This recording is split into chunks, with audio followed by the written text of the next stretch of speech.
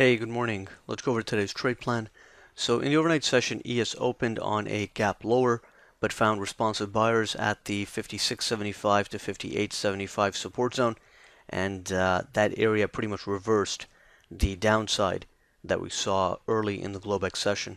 At this point, heading into the open, we know that the larger time frame bias recently has been more bullish, but short term, our bias is relatively neutral here because the market has cracked below a 2-day balance. It can still run into some resistance even as it tries to go higher. So we just need to be aware of the trade location on the trades that we take. So heading into the open, keep an eye on 68.5 to 69.5. This is really more of a reference area where if the market's holding above it, then we know that it is trading back in the recent 2-day balance, and from there it can go up and tag 75 to 77, the initial resistance zone. The initial resistance zone is a short-term inflection point. How the market reacts to that zone will also help us figure out how strong or weak the market is. So for example, if the market heads into initial resistance, but there is a big and noticeable bearish disconnect in the underlying internals, so if ES tests initial resistance, but the AD lines are quite weak, then that would tell you that there's not really a whole lot of strength behind the move, and it could provide a short setup.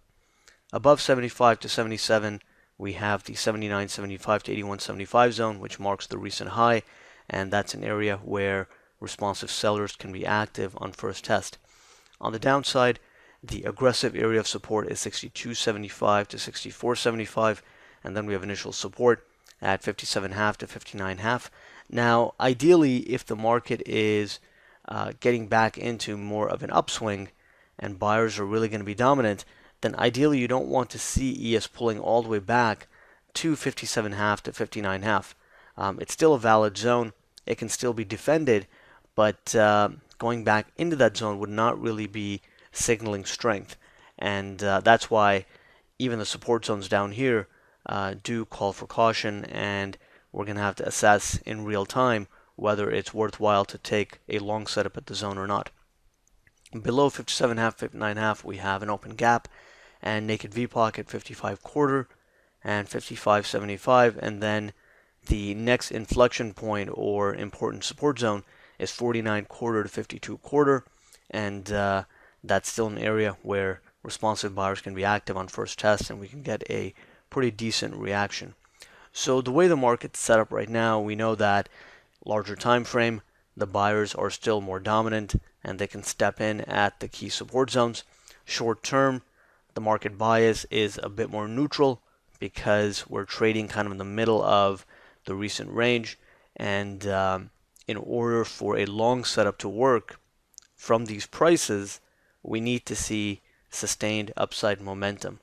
So if we don't have that, then it's going to be better to just wait for the market to hit a key inflection point and then trade that zone, as opposed to getting involved in the middle of the balance, or at an area that really doesn't mean a whole lot, and that means that if you get stopped out, that also doesn't mean anything. And those are challenging trades, and typically not very good trades, where you get stopped out, but it doesn't really affect the market structure, and it doesn't really mean anything. It doesn't tell you anything. Those types of trades in general should be avoided. And like I said, if you're going to take a trade like that, then it has to be a momentum-based trade. You need to have that underlying momentum in your favor to really provide that continued push in the direction of the trade. And if that's not there, then it's very tough to actually sit through some chop and allow that trade to work out. So we're only going to focus on taking trades that are at good zones, at key inflection points, where there's good risk reward. And if that means kind of just sitting back and not doing anything while the market kind of chops around and figures out which way it wants to go, then that's perfectly okay. You don't really need a whole lot of trades on the day time frame to do quite well.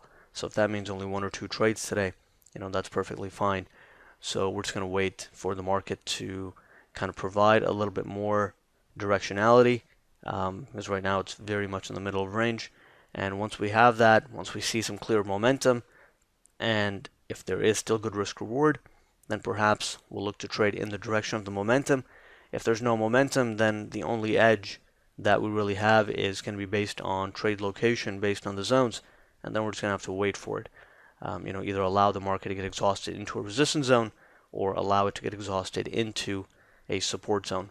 But right now, with that short-term neutral bias, we need to exercise caution on both sides and rely more on reading the intraday bias, reading how the market develops off the open and throughout the day, and that's going to help determine the types of trades that can be taken today. So that is a wrap for how the current market context looks. So again, let's see if the buyers can hold this thing above 68.5, 69.5. That would provide a bit of a tell on the strength in this market. And if they fail to hold above it, then that also tells us something. And from there, 57.5, 59.5 is still a valid area.